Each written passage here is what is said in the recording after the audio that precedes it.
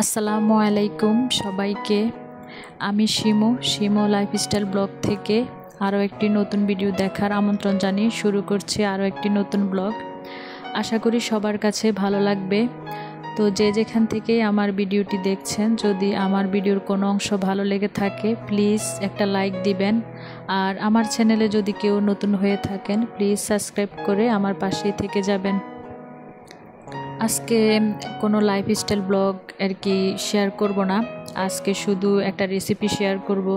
যেহেতু আজকে 2-3 দিন যাবৎ অনেক গরম পড়তেছে, আর এই গরমে কিন্তু আসলে ভারী খাবার তত একটা ভালো লাগে না, মুখে তেমন রুচিও লাগে না। আর এই গরমে কিন্তু দেখা গেছে টক খাবারটাই বেশি ভালো লাগে। দেখা গেছে যে ডালের সাথে যদি আমরা জলপাই বা চালতা বা আমরা যেটা দিয়ে খাই আর কি, ওইটা যদি আমরা রান্না করি খেতে ভালো লাগে, বা যে কোনো টক খাবারই। তো আজকে আমি একটা আসলে কেউ এই তরকারিটা খেয়েছে কিনা জানি না, তো আমার বাবার বাড়িতে কিন্তু আমরা লাল শাক দিয়ে, জলপাই দিয়ে, ছোট মাছ দিয়ে অনেক খেয়েছি, বা পুঁটি মাছ, ট্যাংরা মাছ, যে কোনো মাছ দিয়ে আর কি লাল শাক দিয়ে সাথে আর কি আমার আম্মা আর কি জলপাই দিয়ে রান্না করতো, অনেক মজা লাগতো। তো সেটা মনে করেই কিন্তু ভাবলাম যেহেতু গরম পড়তেছে আর আমার হাজব্যান্ড আর কি গতকালকে লাল শাক তারপর ট্যাংরা মাছ নিয়ে আসছে, তো ভাবলাম যে একটু টক রান্না করব।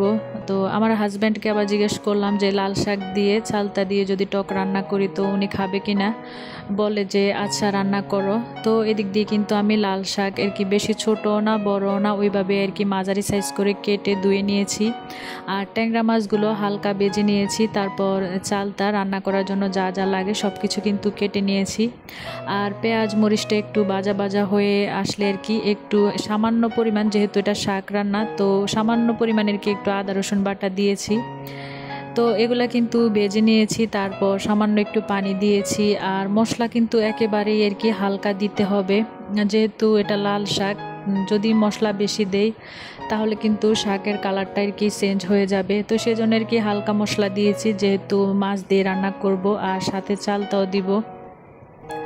তো এই তরকারিটা কিন্তু খেতে অনেক মজা লাগে। চালতার পরিবর্তে কিন্তু জলপাই দেওয়া যায় বা আমের পলি দেওয়া যায়, এগুলা দিলে কিন্তু খেতে অনেক মজা লাগে।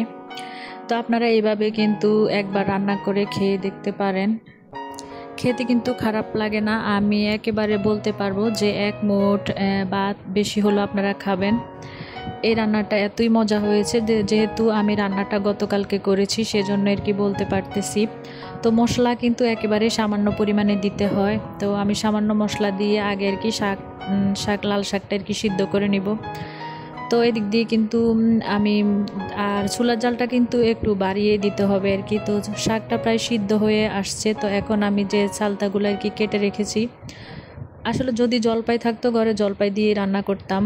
তো প্রথমে ভাবছিলাম হয়তো জলপাইয়ের পরিবর্তে চালতাটা দিতেছি কেমন জানি লাগে, পরে না খাওয়ার পরে সবাই বলতেছে না তরকারিটা অনেক মজা হয়েছে। আর চালতাটা কিন্তু আমাদের গাছেরই, কিনে নিয়ে আসতে হয় নাই।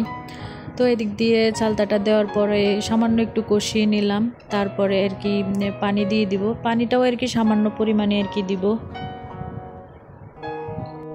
আর এই লাল শাকের টক রান্নাটা কিন্তু রান্না করতেও বেশি সময় লাগে না, আমার হয়তো 10 থেকে 15 মিনিট সময় লেগেছে, বেশি একটা সময় লাগে নাই।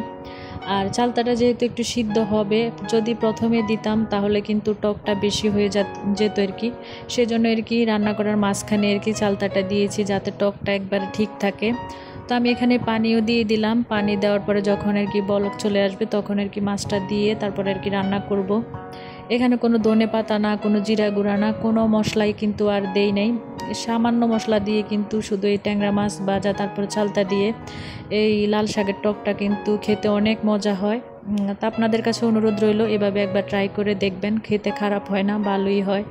তো আমার রান্নাটা কিন্তু প্রায় শেষ হয়ে এসেছে, তো এখন আমি এটা আর কি বেড়ে নেব একটা বাটিতে।